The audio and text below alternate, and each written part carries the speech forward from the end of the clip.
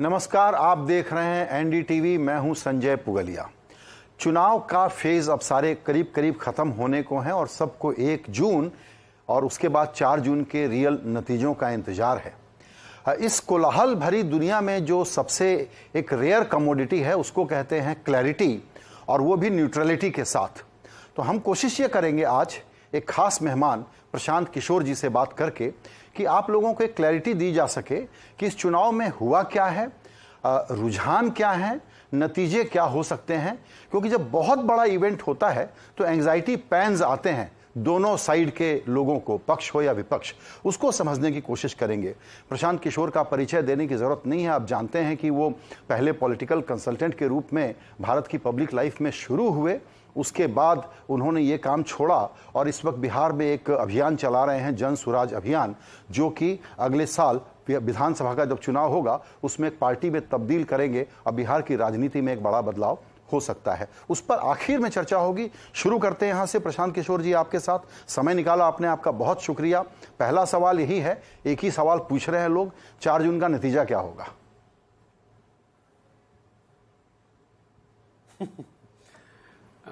धन्यवाद संजय भाई। 4 जून का नतीजा क्या होगा ये तो भविष्य के गर्त में ही है। आप जैसे पत्रकार, बहुत सारे विशेषज्ञ, सेफोलॉजिस्ट, दुनिया भर के जितने राजनीतिक नेता हैं उनका अपना मत है। लेकिन as far as I am concerned, मैं आपको ये कहूँगा consistency some time could be boring. तो मैं अभी जो आपको बताऊँगा वो बोरिंग ही आपके और आपके दर्शकों को लगेगा, क्योंकि पिछले 3, 4, 5 महीनों से जो कुछ भी 2, 4, 5 साक्षात्कार हम लोगों ने करे हैं, मैंने कम से कम अपना जो नज़रिया रखा है कि मुझे लगता है कि किसी भी तरीके से आप चुनाव का आकलन कर लें, ऐसा ही लग रहा है कि BJP, Modi led BJP NDA सरकार वापस आ रही है। नंबरों को लेकर, आंकड़ों को लेकर चर्चा हो सकती है, उसमें मत भिन्नता हो सकती है, लेकिन मोटे तौर पर ये बात करीब करीब साफ दिख रही है कि जो सरकार अभी है वो जिस तरह का नंबर उनके पास पिछले लोकसभा में या अभी के लोकसभा में है, मोर और लेस इन्हीं नंबरों के साथ या इससे थोड़ा बेहतर नंबर के साथ वो वापस आ सकते हैं। जी, बिल्कुल प्रिसाइज है कि सेम नंबर या थोड़ा बेहतर नंबर के साथ आ सकते हैं। प्रशांत जी, जहां से मैं बैठ के अभी आपका इंटरव्यू ले रहा हूं, ये मुंबई है और साउथ मुंबई में सबसे लो टर्नआउट हुआ है। लेकिन मुंबई के लोग चूंकि ताकतवर लोग हैं तो बड़ा अनुमान लगाते हैं, इनका ब्लड प्रेशर बड़ा जल्दी ऊपर नीचे हो जाता है, जो रिफ्लेक्ट होता है स्टॉक मार्केट की एंग्जाइटीज़ में, जो पिछले दिनों हमने चर्चाएँ सुनी। जाहिर है कि उसको ग्राउंड रियलिटी का पता नहीं है बाजार को, इसीलिए डिबेट ये चली कि कहाँ सीटें घटेंगी, कहाँ बढ़ेंगी। ये भी एक चर्चा का विषय रहा। थोड़ा सा मीनिंगफुल भी है, थोड़ा सा वो बेमतलब का डिस्कशन भी है। लेकिन ये सवाल आपसे पूछना ज़रूरी है कि सीटें कहाँ बढ़ेंगी और फिर चर्चा करेंगे कि कहाँ घट सकती हैं। देखिए, यहाँ आपको एक चीज़ समझना जो हम लोग को ज़रूरी है कि मार्केट भी जो है वो विजडम ऑफ क्राउड को दिखाता है। Millions of people, investors and otherwise अपनी समझ से या फाइनेंशियल एनालिस्ट या एडवाइजर्स की समझ, उनकी मदद से एक डिसीजन लेते हैं और उनका एक कंबाइंड जो जजमेंट है वो मार्केट के रूप में हमको दिखता है। उसी तरीके से जो चुनाव भी जो है वो भी विजडम ऑफ क्राउड है। So when this two ecosystems are trying to second guess each other, तो आपको थोड़ी बहुत टर्बुलेंस दिखेगी। मार्केट को जो लोग चला रहे हैं या जो उसके पार्टिसिपेंट हैं वो मिलियंस में है, वो सेकेंड गेस करने की कोशिश कर रहे हैं कि जो मिलियंस ऑफ लोग वोट करने जा रहे हैं वो कैसे करेंगे। तो जो मार्केट की एनालॉजी है कि when you will keep changing your stance और trying to gauge which side market is going basis the numbers going up and down, then you are more likely to make mistake than get it right. Same चीज़ यहाँ पर भी लागू होती है। अगर आप चुनाव को minute to minute, day to day, week to week के बेसिस पर रनिंग कमेंट्री के तौर पर देखेंगे और ये गेस करने की कोशिश करेंगे कि चुनाव किधर जा रहा है, तो मेरा अपना मानना है कि आप you will behave more like a day trader. तो और डे ट्रेडर्स का फेट क्या है वो आपको, हमको, दुनिया को पता है, डॉक्यूमेंटेड है। तो मुझे ऐसा लगता है कि rather than going by that we should look at the basic fundamentals. Basic fundamental, अगर आप जो भी इनकम्बेंट सरकार है, अगर सरकार के प्रति, उसके मुखिया के प्रति लोगों में गुस्सा है तो एक संभावना बनती है कि कोई विकल्प हो न हो, लोग ये कह सकते हैं कि भाई हमें तो आपको हटाना है। अभी तक जो हम लोगों ने कमेंट्री सुनी है, पक्ष विपक्ष दोनों ही तरह की ओर से, किसी ने अभी तक इस तरह की सिस्टमेटिक बात नहीं बताई है कि लोगों में मोदी जी के खिलाफ बहुत गुस्सा है, इनको हटाना है। डिसअपॉइंटमेंट हो सकता है, थोड़ी बहुत दबी हुई नाराजगी भी हो सकती है, लोगों की जो आशा अपेक्षा रही है, संभव है किसी की पूरी हुई, किसी की नहीं हुई, लेकिन वाइड स्प्रेड एंगर की बात अभी तक हम लोगों ने नहीं सुनी है। दूसरा फंडामेंटल रीजन जिससे आप चुनाव हार सकते हैं, अगर आपका प्रतिद्वंदी जो है वो, if there is a clamour for him और हर, कि इस बार ये आदमी आएगा तो हम लोग की स्थिति जो अभी आज है इससे बहुत बेहतर हो सकती है। ये बातें भी हम लोगों ने अभी तक नहीं सुना कि भाई राहुल जी आएंगे तो उससे देश सुधर सकता है। कुछ लोग जरूर उनके समर्थक कहते हैं, मैं वाइड स्प्रेड बात कह रहा हूं। तो in absence of a wide spread anger against the incumbent और a clamour for somebody who is a challenger, मुझे नहीं लगता है कि कोई आमूल चूल परिवर्तन या कोई बहुत बड़ा परिणामों में जो परिवर्तन की लोग बात कर रहे हैं वो दिखेगा। दूसरा, अगर इसको आप आंकड़ों में देखें तो पूरे इंडिया को आप बड़े आसानी से राजनीतिक नजरिए से ऐसे देख सकते हैं कि वेस्ट और नॉर्थ का जो एरिया है, जहां पर करीब करीब 325 सीटें हैं जो बीजेपी की 2014 से, बीजेपी और एनडीए के पार्टियों का एक तरह से समझिए गढ़ रहा है, वहां करीब करीब 90% सीटें जो हैं वो बीजेपी या उनके साथी दल जीत कर आए हैं। और इंडिया को अगर आप ईस्ट और साउथ का जो एरिया है, जब मैं ईस्ट और साउथ कह रहा हूं तो start with Bihar, add that to Bengal, Assam, Orissa, Telangana, Andhra Pradesh, Tamil Nadu और केरल, ये जो 225 के आसपास सीटें हैं, ये एरिया रहा है जहां पिछले 10 सालों में बीजेपी का प्रदर्शन उतना अच्छा नहीं रहा है। इन 225 सीटों में भाजपा के पास आज की तारीख में 50 से कम सीटें हैं। तो अगर बीजेपी को हारना है तो आपको कोई, अगर आप उसका आकलन करना चाहते हैं तो आपको कोई सेफोलॉजिस्ट होने की जरूरत नहीं, बस आपको ये देखना है कि क्या वेस्ट और नॉर्थ में जो उनकी बल्क ऑफ द सीट्स हैं, 250 सीट जो आई हैं, उसमें उनको कोई मटेरियल डैमेज हो रहा है कि नहीं।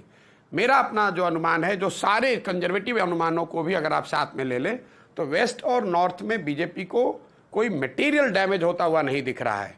और दूसरी 2-3-5 महीनों से जो लोग राजनीति को फॉलो करते हैं, वो हम लोग जैसे लोग भी जो बता रहे हैं कि ईस्ट और साउथ में भाजपा की वोट शेयर और सीटें दोनों ही बढ़ रही हैं।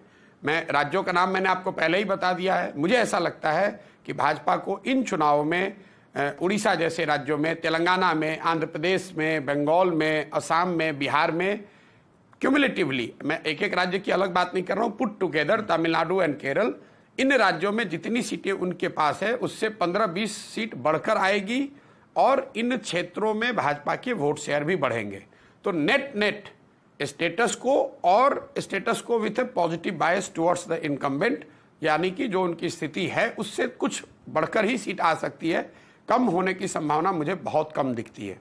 जी बिल्कुल, आप एक बहुत ब्रॉड और बहुत कॉशियस तरीके से बता रहे हैं कि 15-20 सीटें जहां हैं वहां से बढ़ सकती हैं और जो करंट नंबर है उससे थोड़ा ऊपर जा सकता है बीजेपी का नंबर जो है। तो जाहिर है कि इस वक्त जो चर्चाएं हैं वो ये है, एक वो होता है साइकोलॉजिकल मार्क दिमाग में बैठ जाता है। 303 है तो 304 के पार है तो एक नया रिकॉर्ड बनता है, 300 के नीचे है तो हम 90 बोलें, 280 बोलें, 272 बोलें, जो मैटर करता है वो 272 का नंबर है। तो ये जो इस वक्त गणित हो रहा है इसको आप ज्यादा तवज्जो नहीं दे रहे हैं, जो लोग -300 की अलग अलग पिक्चर्स पेंट कर रहे हैं। देखिए, जो लोग राजनीति करते हैं, अगर भाजपा को कल होके 290 आ जाए या 295 आ जाए या 280 आ जाए, स्वाभाविक तौर पर वो आप पर आकर, आपके कैमरे पर आकर ये कह सकते हैं कि भाई मोदी जी ने 370 का दावा किया था, वो तो आया नहीं, उनको 280 आया, 285 आया। या उसी तरीके से जैसा आपने बताया, अगर 303 से ज़्यादा नंबर आ गया तो 310 आ जाए, 320 आ जाए, या ऊपर का नंबर क्या आएगा मैं जानता नहीं हूँ, तो भाजपा के लोग कहेंगे कि भाई हमारी जो संख्या थी उससे बढ़कर हमको बहुमत, हमको जनता का आशीर्वाद मिला है। लेकिन ये तो बहस का मामला है। संवैधानिक नजरिए से सरकार बनाने के लिए 272 सीटें चाहिए और जिस किसी दल को या गठबंधन को 272 से ज़्यादा सीट आएगी वो सरकार बनाएगा। अगर भाजपा को कल मान लीजिए कि 273 या 275 सीट आता है, ऐसा तो होगा नहीं कि भाजपा के लोग कहेंगे कि भाई हमने प्रयास किया था, दावा किया था 400 का, हमें 275 आया, अब हम सरकार नहीं बनाएंगे। ऐसा तो होने वाला है नहीं। तो to cut the chase, what we should see is कि क्या इनके 275 से ज्यादा सीट, 72 से ज्यादा सीट आ रही, तो क्योंकि संविधान में व्यवस्था वही बनाई गई है कि जिसको भी 272 से ज्यादा सांसद जीतकर आए वही सरकार बनाएगा। तो बातें तो चलती रहेंगी, राजनीति है, चलता रहेगा। फिर मैं वही आपको बात कहूंगा, अगर मार्केट चल रहा है, मार्केट ऊपर जाए तो भी कमेंट्री होगी, नीचे आए तो भी कमेंट्री होगी, मार्केट में टर्बुलेंस होगा तो भी कमेंट्री होगी, मार्केट में बीटा कम हो जाए तो भी लोग कमेंट्री करेंगे कि, तो कमेंट्री करने वाले तो करते रहेंगे। लेकिन सरकार बनने के नजरिए से मैं कोई रिस्क नहीं देखता हूं। बीजेपी मोदी जी के नेतृत्व में एनडीए जो गठबंधन है वो वापस सरकार में लौटते हुए दिख रहे हैं। बिल्कुल, आपने ठीक कहा कि मामूली चेंजेस भी जब ऐसी परिस्थितियों में होते हैं तो हम लोग उसको एम्पलीफाई कर देते हैं, या तो जिनके अपने आग्रह हैं वो, या मीडिया में चूंकि हमको खबरें बनानी होती हैं वो। एक बात और, पिछले जितने चुनाव हुए हैं जब से मोदी लेड बीजेपी इमर्ज होकर के सामने आई है, तो क्या ये कहना मुनासिब होगा कि दरअसल चुनाव के पहले बीजेपी हमेशा, कितने भी सर्वे कर लिए गए हों, अंडर एस्टिमेट की गई है, उसने सरप्राइज किया है तो अपसाइड में सरप्राइज किया है एक्चुअल आउटकम में?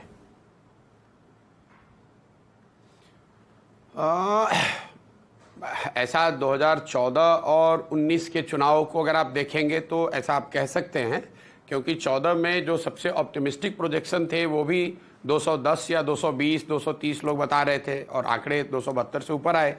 2019 में भी शुरुआती अगर आप चैटर याद करेंगे 2019 के चुनाव में, बिकॉज बीजेपी चुनाव हारी थी राज्यों में दिसंबर के महीने में, तो ज़्यादातर लोगों का अनुमान था कि भाई अब 272 से ऊपर तो रिपीट नहीं होगा। लेकिन देखिए, इस तरह के जितने आकलन अनुमान हम लोग करते हैं, majority of the times we are looking in the rear view. हम लोग ये देख रहे हैं कि पीछे क्या होता आया है। तो चूंकि 2014 से पहले करीब 15-20 सालों तक किसी एक दल को, एक नेता के नाम पर पूर्ण बहुमत नहीं मिला था, तो लोग कहते हैं अच्छा बहुत अगर सपोर्ट है भी तो कितना मिल जाएगा, 220 मिल जाएगा, 240 मिल जाएगा। 2024 का मामला थोड़ा उलट है। 24 में शुरुआत ज्यादा लोगों ने बहुत ज्यादा ऑप्टिमिस्टिक नोट पर करी, क्योंकि बड़ी बहुमत की 2 बार से सरकार है। प्रधानमंत्री ने पार्लियामेंट में खड़े होकर खुद कहा कि भाई 370 सीट आएंगी। तो पिछले 3-4 महीनों से पूरे चर्चा का जो केंद्र रहा है वो 370 और 400 पार, ये चर्चा में रहा है। और इसको आप एक तरह से बीजेपी की स्ट्रैटेजी समझ लें, उनका प्रोपेगेंडा मशीनरी की ताकत समझ लें, या विपक्ष की बेवकूफ़ी समझ लें, या उनकी कमजोरी के तौर पे देख लें। हुआ ये है कि पूरा जो गोल पोस्ट है उसको मोदी जी और भाजपा ने 272 से शिफ्ट करके 370 कर दिया है। तो सारी चर्चा इसी पर हो रही है कि भाई बीजेपी को 370 आ रहा है कि नहीं। तो कहीं ना कहीं जो मार्केट है या लोगों की चर्चाएं हैं, लोगों का आकलन है, वो उसी के इर्द गिर्द है कि 370 आएगा कि नहीं। 270 की कोई बात ही नहीं कर रहा है। मुझे फिर मैं वही बात कहूंगा कि they have smartly, and we must give credit to BJP और मोदी जी, कि उन्होंने शायद इन चुनावों में स्मार्टली वो बार ही शिफ्ट कर दिया। चर्चा का केंद्र जो था, न्यूक्लियस था, उसको चेंज करके 272 से 370 कर दिया। और इसका उनको एक तरीके से फायदा है, क्योंकि कोई ये कह ही नहीं रहा है कि मोदी जी हार रहे हैं। सब यही कह रहे हैं कि भाई 370 नहीं आ रहा है। अरे भाई 320 भी आएगा तो सरकार तो उन्हीं की बनेगी। बिल्कुल, और उसमें ये होगा कि अगर लेकिन हैविंग सेड सो, मैं एक बात ऐड करना चाहूंगा जी, एक बात ऐड करना चाहूंगा, चूंकि आप भी स्टॉक मार्केट से जुड़े हुए पत्रकार बहुत लंबे समय तक आपने करी है। कई बार ऐसा होता है कि जब कंपनियों से एक्सपेक्टेशन बहुत ज्यादा होती है और उनका बहुत बेहतर भी परिणाम आए लेकिन एक्सपेक्टेशन से कम आए, तो मार्केट उनको पनिश करता है।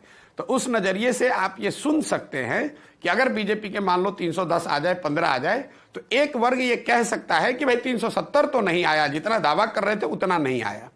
बिल्कुल सही कहा, मैं वही कहने वाला था कि एक वर्ग और ये भी उसका रिफ्लेक्शन आपको मार्केट के रिएक्शन में भी दिख सकता है। जी जी, और एक वर्ग ये भी कह सकता है कि 400 की बात कर रहे थे, 370 की बात कर रहे थे, 365 भी आ गया तो बोल सकते हैं कि हार गए। हाँ, हार गए तो नहीं कहेंगे, लेकिन कहेंगे मतलब there could be something to for them to talk about. Absolutely, absolutely. आपने बहुत केयरफुल 2 शब्द इस्तेमाल किए कि विपक्ष की कमजोरी कहें या बेवकूफ़ी। ये भी एक बहुत इंपॉर्टेंट बात है कि जिस डेमोक्रेसी को प्रोटेक्ट करने की हम बात करते हैं उसमें विपक्ष का बड़ा रोल होता है। इस बार विपक्ष ने अपनी ये भूमिका कैसे निभाई?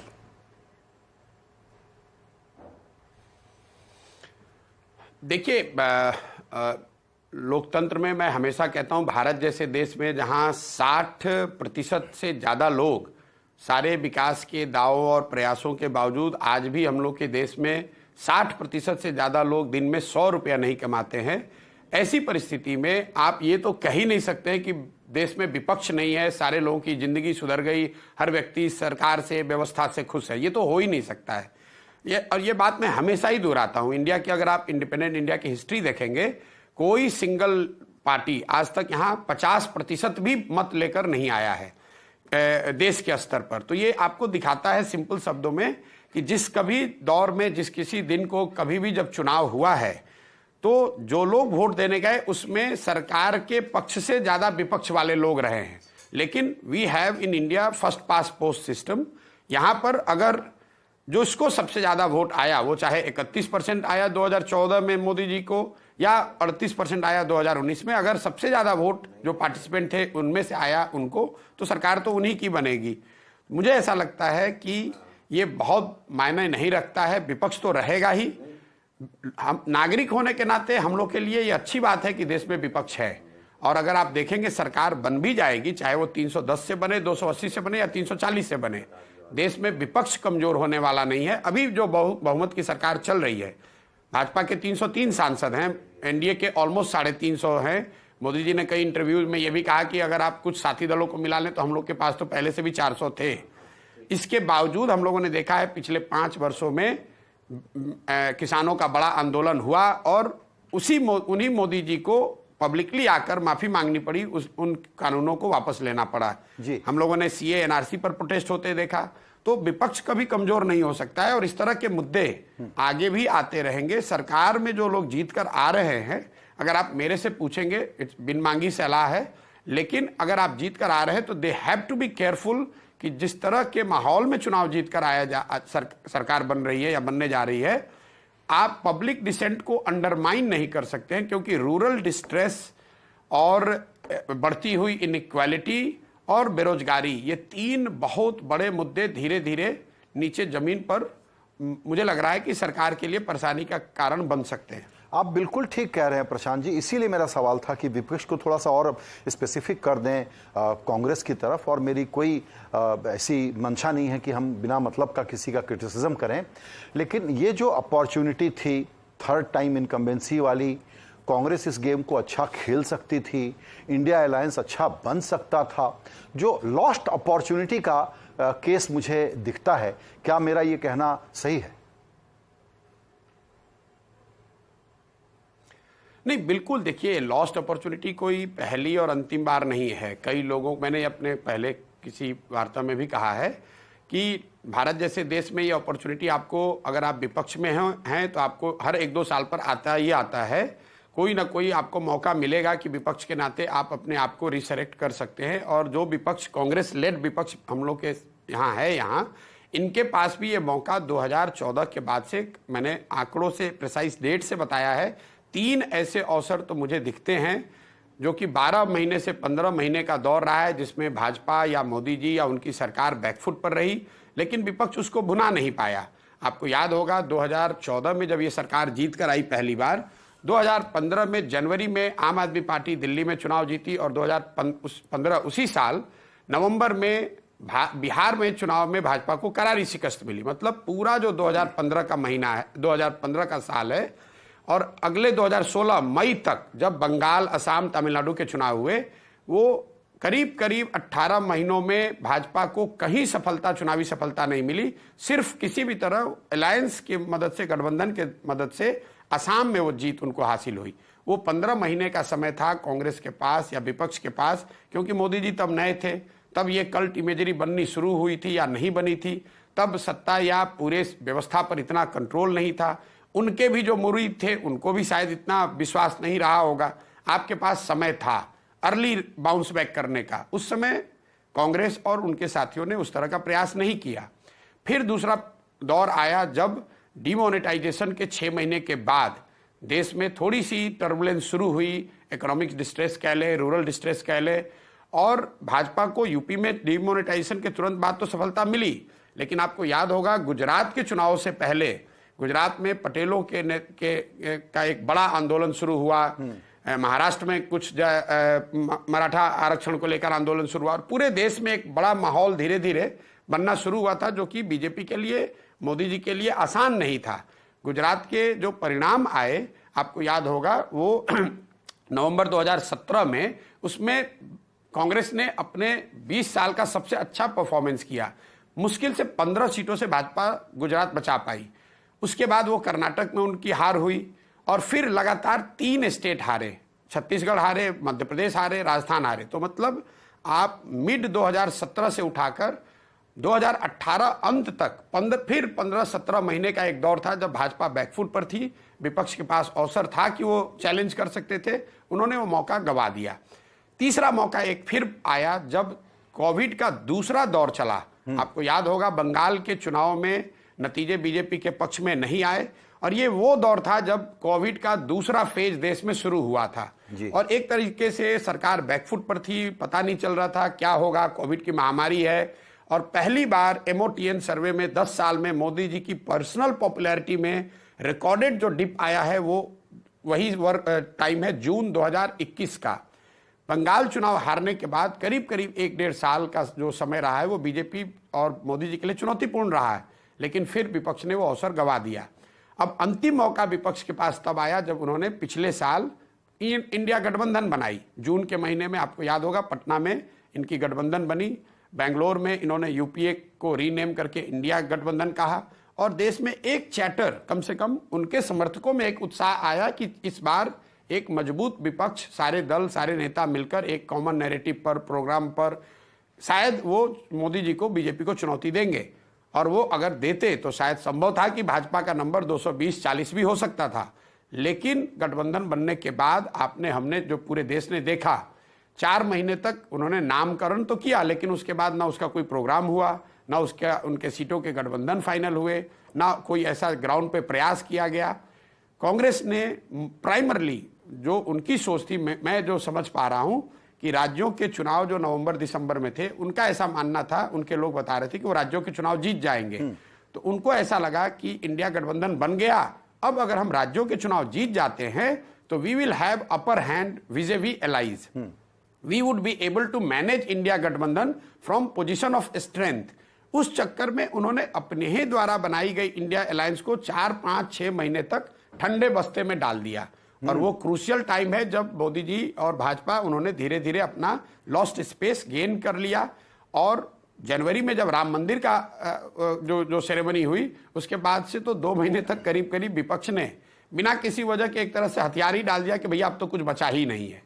जब तक फरवरी में वापस जगे, उनको लगा कि नहीं, देश में है विपक्ष, कुछ किया जा सकता है, तब तक शायद बहुत लेट हो चुका था। इस तरह से आप कह सकते हैं कि ये मौका भी उनके हाथ से निकल गया। बिल्कुल, ये बहुत ही कॉम्प्रिहेंसिव एनालिसिस आपने किया। आप देखते होंगे जब जो जमीन पर आपके जमीन पर जो पत्रकार जा रहे हैं, लोग क्या कह रहे हैं कि जो लोग नाराज भी हैं, जो लोग डिसअपॉइंटेड भी, वो क्या कह रहे हैं कि लेकिन सामने है कौन। एग्जैक्टली ये जो स्टेटमेंट है सामान्य आदमी का कि सामने है कौन, ये दिखाता है आपको किसी प्रशांत किशोर की जरूरत नहीं है। ये सबसे बड़ा वैलिडेशन है या सबसे बड़ा असेसमेंट है। एक लाइन, एक सामान्य आदमी का ये कहना कि मैं बहुत परेशान हूं, गरीब हूं, बेरोजगार हूं, मुझे दिक्कत है, लेकिन सामने है कौन।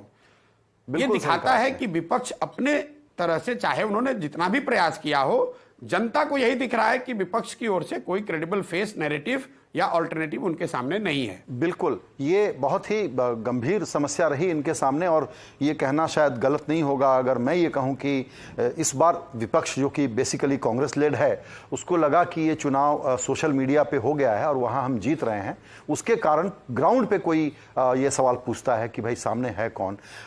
समय मेरी सीमा है इसमें, लेकिन एक अंतिम सवाल बहुत ज़रूरी है आपसे प्रशांत जी, वो ये है कि पिछले 2 साल से आप बिहार में घूम रहे हैं और आप अगली विधानसभा चुनाव, जो अगला विधानसभा चुनाव होगा, उसमें आप एक पार्टी के रूप में चुनाव लड़ रहे होंगे। मैं पर्सनलाइज करूं इस सवाल को तो ये कहना चाहता हूं कि मैं अपना परिचय देता हूं कि मैं बाय रेस बिहारी हूं, तो मेरी बड़ी दिलचस्पी है कि बिहार में क्या बदलेगा, क्योंकि वो अल्ट्रा डेमोक्रेटिक स्टेट है और आप एक थर्ड फैक्टर के रूप में उतरेंगे 2025 में। देखिए, आप बिहार के होने हैं उस नाते भी है, अदरवाइज भारत के जितने भी लोग हैं जिनकी सेंसिटिविटी है, उन क्षेत्रों के बारे में, उन लोगों के बारे में जो विकास के दौर में शायद कहीं ना कहीं पीछे छूट गए हैं। बिहार वो भूभाग है देश का जो देश का आज भी सबसे गरीब और पिछड़ा राज्य है। 10 साल मैं पहले संयुक्त राष्ट्र संघ में था, 10 साल फिर मैंने जो काम किया जिसको आप लोग राजनीतिक रणनीतिकार, प्रबंधक, कंसल्टेंट जो भी कह लें, 20 साल के अपने अनुभव और जो मेरी क्षमता बनी, समझ बनी, उसके बाद मैंने ये तय किया कि बिहार के होने के नाते मुझे ये प्रयास करना चाहिए कि उस राज्य में परिवर्तन हो। और मैंने मेरी जो भी समझ है वो सारी समझ, it's all anchored in what Gandhi has taught and preached. और मुझे ऐसा लगता है कि बिहार में अगर सुधार आना है तो वो किसी दल को क्रिटिसाइज करने से, किसी व्यक्ति विशेष को गाली देने से या किसी पर जिम्मेवारी थोपने से नहीं होगा। कहीं ना कहीं समाज के स्तर पर जब तक वो प्रयास नहीं होगा, कहीं ना कहीं जब तक बिहार के लोग ये नहीं समझेंगे कि अगर उनको अपनी स्थिति सुधारनी है तो जिस तरीके से वो वोट करते हैं, जिस तरीके से और जिन लोगों को वो अपने प्रतिनिधियों के तौर पर चुनते हैं, उनमें उनको परिवर्तन लाना पड़ेगा।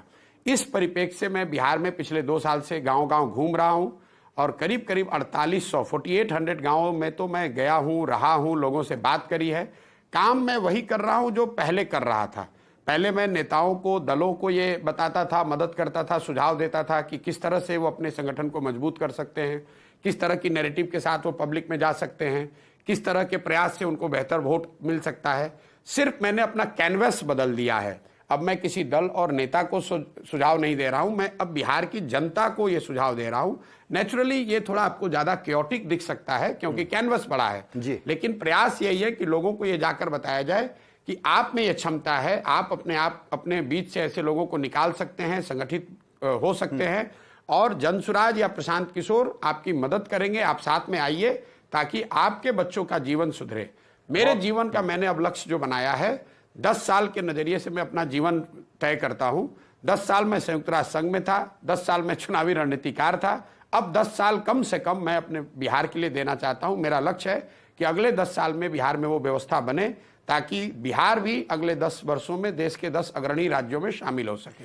बहुत इंटरेस्टिंग प्रयोग है और गांधी के सिद्धांतों की बुनियाद पर है। हम आपको अपनी शुभकामनाएं देना चाहेंगे। समय की कमी है वरना और बात करते। अंत में यही कहना है कि इस चर्चा का जो निचोड़ है, चूंकि चुनाव के संदर्भ से बात शुरू हुई थी, कि प्रशांत किशोर क्लियर राय दे रहे हैं कि जितनी सीटें हैं बीजेपी की 300 या 300 के ऊपर, इनका मोटा मोटा अनुमान यही है। प्रिसाइज नंबर तो कोई जाहिर कर नहीं सकता, वो भारत के चुनाव में संभव भी नहीं है। लेकिन प्रशांत जी, आपकी बहुत ही क्लियर और निरपेक्ष भाव वाली इस एनालिसिस के लिए बहुत शुक्रिया।